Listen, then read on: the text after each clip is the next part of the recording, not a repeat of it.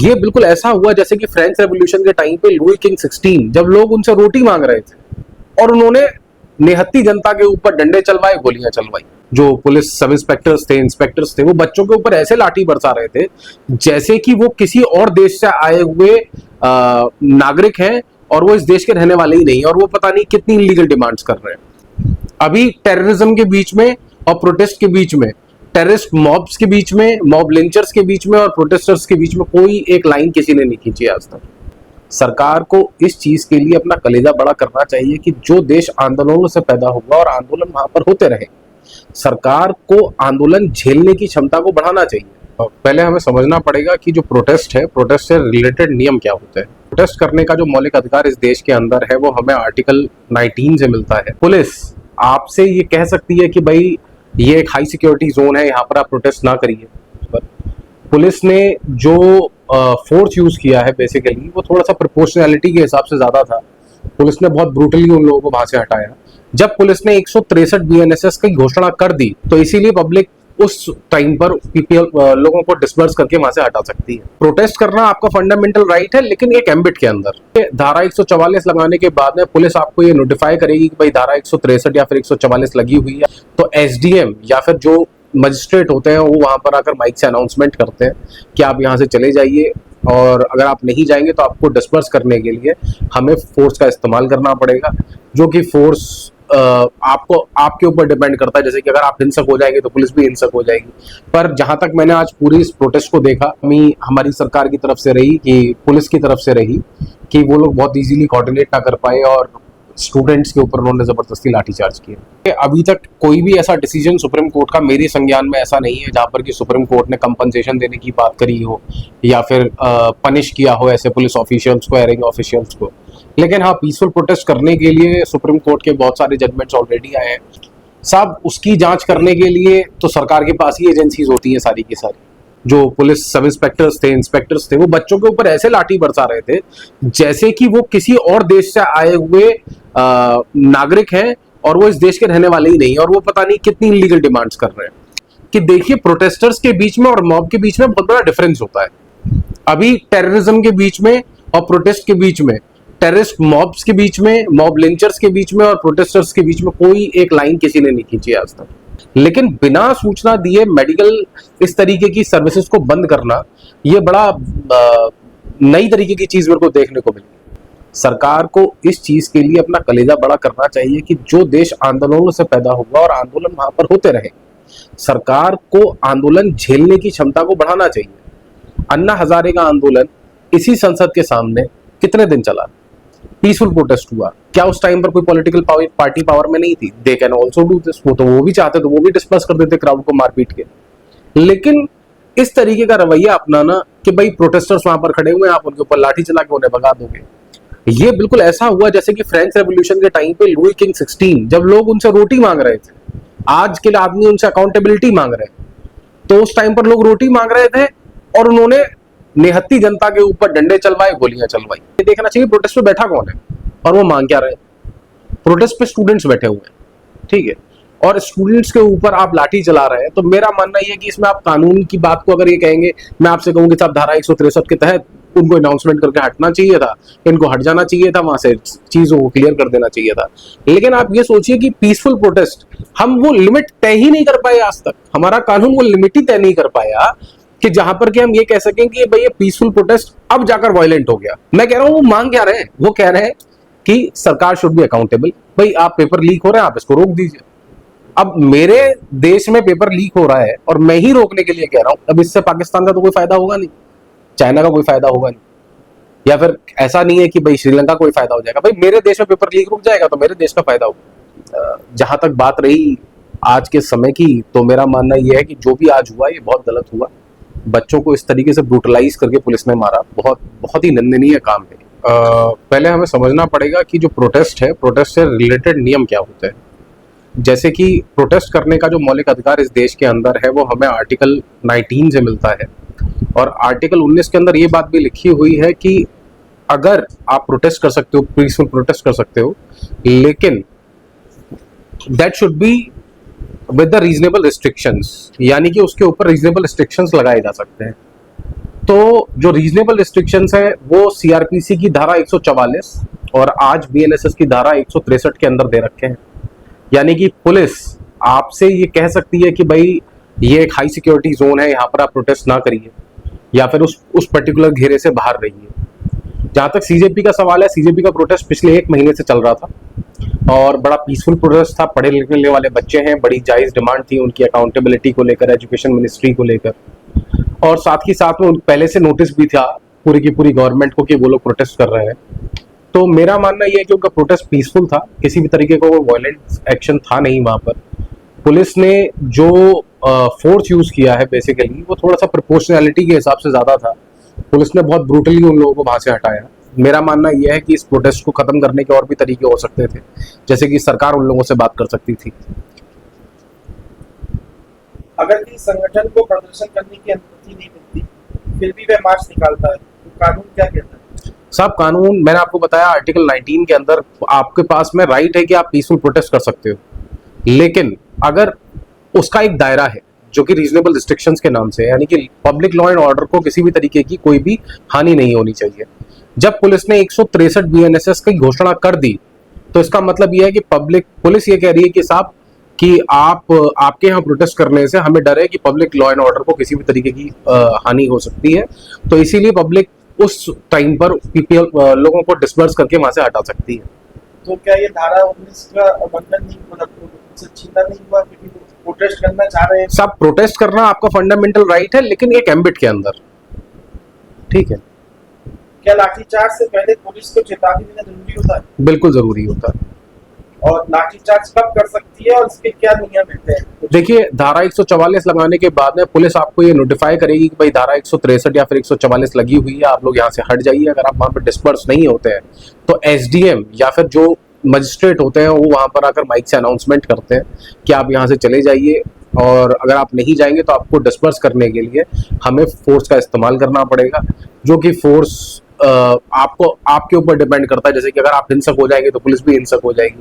पर जहां तक मैंने आज पूरी इस प्रोटेस्ट को देखा, शायद इसमें कुछ कमी हमारी सरकार की तरफ से रही, कि पुलिस की तरफ से रही, कि वो लोग बहुत इजीली कोऑर्डिनेट ना कर पाए और स्टूडेंट्स के ऊपर उन्होंने जबरदस्ती लाठीचार्ज किया। अब इनका कानूनी प्रक्रिया में अगर ये प्रदर्शनकारी कहें कि वो शांतिपूर्ण थे और पुलिस कहे कि कानून व्यवस्था बिगड़ रही थी, तो कानून किस आधार पर फैसला करेगा? साहब देखिए, ये बात आप जो कह रहे हैं ये डिटेंशन के बाद की बात है।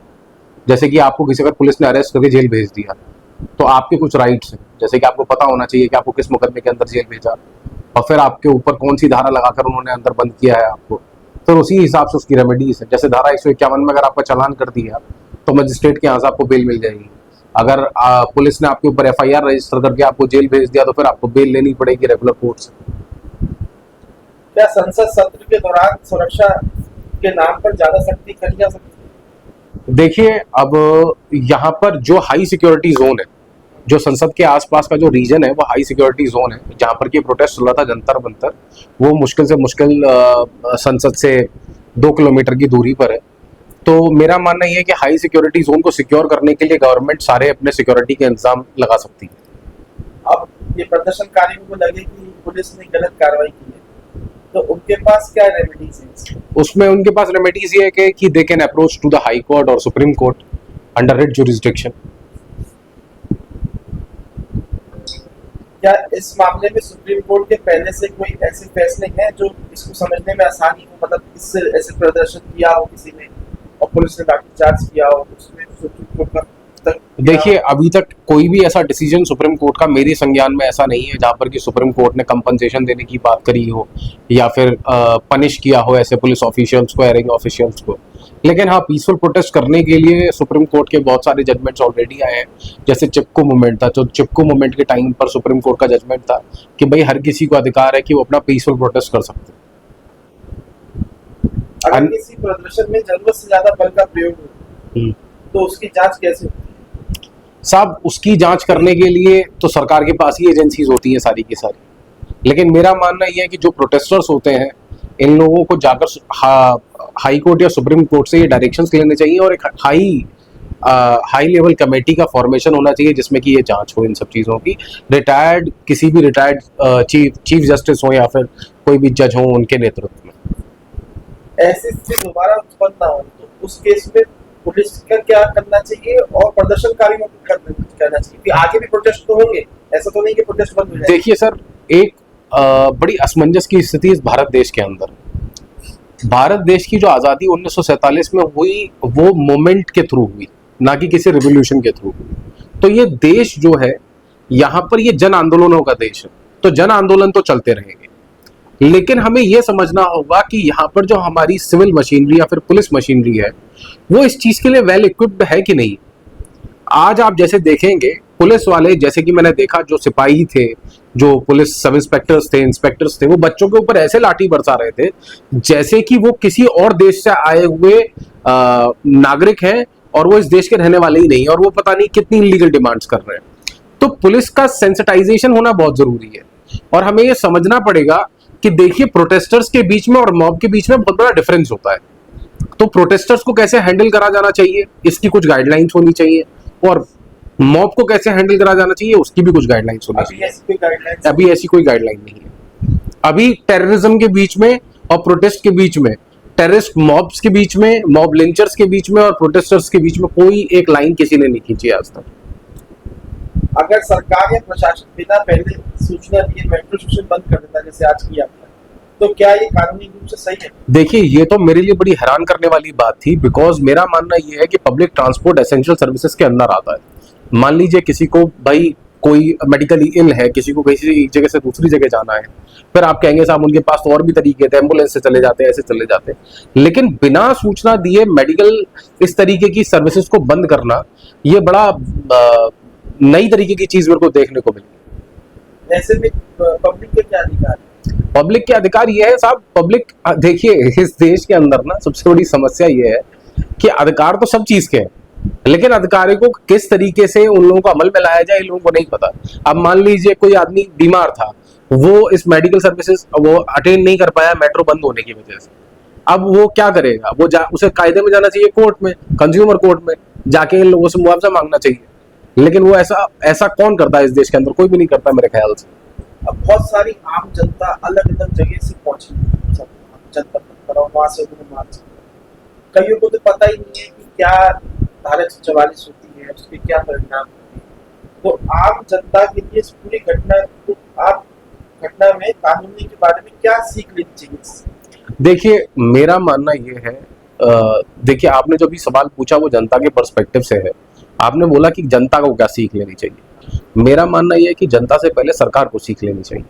सरकार को इस चीज के लिए अपना कलेजा बड़ा करना चाहिए कि जो देश आंदोलनों से पैदा होगा और आंदोलन वहां पर होते रहे, सरकार को आंदोलन झेलने की क्षमता को बढ़ाना चाहिए। अन्ना हजारे का आंदोलन इसी संसद के सामने कितने दिन चला? पीसफुल प्रोटेस्ट हुआ। क्या उस टाइम पर कोई पॉलिटिकल पार्टी पावर में नहीं थी? They can also do this. वो भी चाहते तो वो भी डिस्पर्स कर देते क्राउड को मारपीट के। लेकिन इस तरीके का रवैया अपनाना कि भाई प्रोटेस्टर्स वहां पर खड़े हुए हैं, आप उनके ऊपर लाठी चला के उन्हें भगा दोगे, ये बिल्कुल ऐसा हुआ जैसे कि फ्रेंच रेवोल्यूशन के टाइम पे लुई किंग 16 जब लोग उनसे रोटी मांग रहे थे, आज के आदमी उनसे अकाउंटेबिलिटी मांग रहे हैं, तो उस टाइम पर लोग रोटी मांग रहे थे और उन्होंने निहत्ती जनता के ऊपर डंडे चलवाए, गोलियां चलवाई। तो इस चीज को मेरा मानना यह है कि जो देश के अंदर जो इस टाइम पर समरसता है, जो शांति बनी हुई है, अगर सरकार इसको बहुत गहराई से नहीं सोचेगी तो ये कल को किसी बहुत बड़े आंदोलन या रिवॉल्यूशन में भी बदल सकता है। अब सबसे आखिरी सवाल और अहम सवाल, आज की पूरी घटना से आप कानून की नजर से इस घटना को कैसे देखते हैं? देखिए, कानूनन जब आप मेरे से सवाल पूछेंगे तो मैं आपको एक वकील की तरह अगर राय दूं तो मेरा मानना यह है कि भाई आपके पास अधिकार है कि आप पीसफुल प्रोटेस्ट कर सकते हैं, तो सरकार के पास भी अधिकार है कि वो आपको डिस्पर्स कर सकती है अगर उन्हें लॉ एंड ऑर्डर का खतरा लगेगा। लेकिन मुझे शायद ऐसा लगता है कि कुछ चीजें कानून से हटकर भी सोचनी चाहिए इंसान को। जैसे कि मैंने आपको बताया, पूरी इस घटनाक्रम के अंदर हमें यह देखना चाहिए प्रोटेस्ट पे बैठा कौन है और वो मांग क्या रहे। प्रोटेस्ट पे स्टूडेंट्स बैठे हुए हैं, ठीक है, और स्टूडेंट्स के ऊपर आप लाठी चला रहे हैं। तो मेरा मानना यह है कि इसमें आप कानून की बात को अगर ये कहेंगे, मैं आपसे कहूंगी साहब धारा 163 के तहत उनको अनाउंसमेंट करके हटना चाहिए था, इनको हट जाना चाहिए था, वहां से चीजों को क्लियर कर देना चाहिए था। लेकिन आप ये सोचिए कि पीसफुल प्रोटेस्ट हम वो लिमिट तय ही नहीं कर पाए आज तक, हमारा कानून वो लिमिट ही तय नहीं कर पाया कि जहां पर कि हम ये कह सकें कि भाई ये पीसफुल प्रोटेस्ट अब जाकर वायलेंट हो गया। आप उस चीज को क्वांटिफाई कैसे करेंगे? कोई मापदंड ही नहीं है उसका। वो that depends upon the discretion of the magistrate, मतलब मजिस्ट्रेट के विवेकाधिकार के ऊपर ये बात डिपेंड करती है कि उसे ये लगे कि भाई आज अब ये वायलेंट होने वाले हैं, तो वो उस क्राउड को डिस्पर्स कर सकता है। तो मेरे हिसाब से जब तक कोई नियमावली इस चीज के ऊपर तैयार नहीं होगी कि आप वायलेंस को जज कैसे करेंगे कि भाई क्राउड वायलेंट है, आपने कह दिया बैरिकेडिंग लगा दी आपने, अगर कोई आदमी बैरिकेडिंग को क्रॉस करने की कोशिश कर रहा है तो वो आप कहोगे साहब ये अब जो है ब्रेजन वायलेशन कर रहे हैं, अब हमें इनके ऊपर फोर्स का इस्तेमाल करना पड़ेगा, ठीक है। अब लेकिन डिपेंड करता है कि हाई सिक्योरिटी जोन आपने बना रखा है, लेकिन वो हाई सिक्योरिटी जोन की सीमा कहां तक होगी ये भी डिपेंड करता है। अगर कोई आदमी अपने लीडर से मिलना चाह रहा है तो वो कैसे मिलेगा? तो इन सब चीजों के ऊपर जब तक नियमावली नहीं बनेगी, कानूनन रूप से आपको दोनों पक्ष हमेशा बराबर दिखाई देंगे। आपको एक तरफ ये दिखाई देगा कि पीसफुल प्रोटेस्ट होने चाहिए, आपको दूसरी तरफ दिखाई देगा कि भाई सरकार के पास में ताकत है रोकने की। कानून के साथ तो मुझे लगा सरकार ज्यादा ताकतवर है। सरकार ताकतवर है, आप राइट ज्यादा लगता है। आप ये समझ लीजिए सरकार के साथ में जहां पर भी डिस्क्रिशन वर्ड का इस्तेमाल हो जाएगा, यानी कि स्वेच्छा शब्द का इस्तेमाल हो जाएगा, यानी कि आपके विवेकाधिकार का आप इस्तेमाल कर ये पता लगा सकें कि भाई सामने वाला आदमी मेरे ऊपर क्या नाम है वायलेंस का इस्तेमाल करने वाला है या फिर ये मॉब वायलेंट है, तो मेरा विशेषाधिकार है, मैं इस चीज को कैसे सोचता हूं। तो यहां पर मुझे लगता है कि हमारे कानून में कमी। ये तो भी एक बेटे के हैसियत से, एक बाप के हैसियत से और एक नौजवान की हैसियत से आप क्या संदेश देना चाहेंगे यूथ को? देखिए यूथ के लिए तो मैं आपको एक चीज साफ साफ बताऊं, इस भारत देश की जो समस्याएं हैं, बहुत अच्छी बात है कि यूथ आज की तारीख में आगे आकर उन चीजों के बारे में सोच रहा है। नहीं तो ऐसा लगने लगा था कि पिछले 10 सालों में इस देश का पॉलिटिकल विजडम और थिंकिंग खत्म होती चली जा रही है। लेकिन जो आजकल के नए बच्चे हैं जिन्हें हम जेनजीज कह रहे हैं या फिर कुछ कह रहे हैं, एटलीस्ट वो अपने राइट्स के लिए दोबारा से सड़कों पर आना शुरू करा, ये बहुत अच्छी बात है। इस देश की एजुकेशन व्यवस्था की स्थिति सच में बहुत गंभीर है, सच में बहुत ज्यादा गंभीर है। एजुकेशन के साथ में सबसे बड़ी समस्या ये है, यूनिवर्सिटीज हैं तो प्रोफेसर्स नहीं है, प्राइवेट यूनिवर्सिटीज हैं तो बहुत ज़्यादा एक्सपेंसिव है, फिर उसके बाद में भी आपको गवर्नमेंट एग्जाम्स की तैयारी करनी है तो कोचिंग फीस का आपको वहन करना पड़ेगा। फिर उसके बाद में आप देखेंगे कि एक मॉडरेट लेवल का सरकारी अधिकारी उतना पैसा कमा नहीं पाता जितना उसे मिलना चाहिए, वो करप्शन करता है। तो ये एक चेन ऑफ इवेंट्स, इन सब चीज़ों को सिर्फ तभी कम किया जा सकता है जब सरकार किसी चीज़ के लिए अकाउंटेबल हो। आप जहाँ बाकी बाहर देशों में जाकर देखिए, वहाँ पर अकाउंटेबिलिटी सरकार लेती है, मिनिस्टर्स इस्तीफा देते हैं, इस देश में भी दिया है। लेकिन मुझे ऐसा लगता है कि शायद ब्रूट मेजॉरिटी होना किसी गवर्नमेंट के लिए बड़ी खतरनाक चीज़ है, और मुझे पहली बार 10 सालों में इस चीज़ का अंदाज़ा लगा कि अगर आपके पास ब्रूट मेजॉरिटी होती है तो सरकार क्या तक कर सकती है।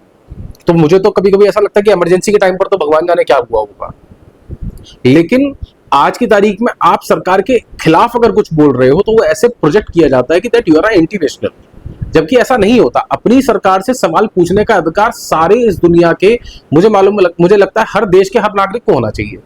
आज ये बच्चे वहां पर मांग क्या रहे थे? लोग कह रहे हैं साहब ये बाहर से फंडेड है, ये है वो।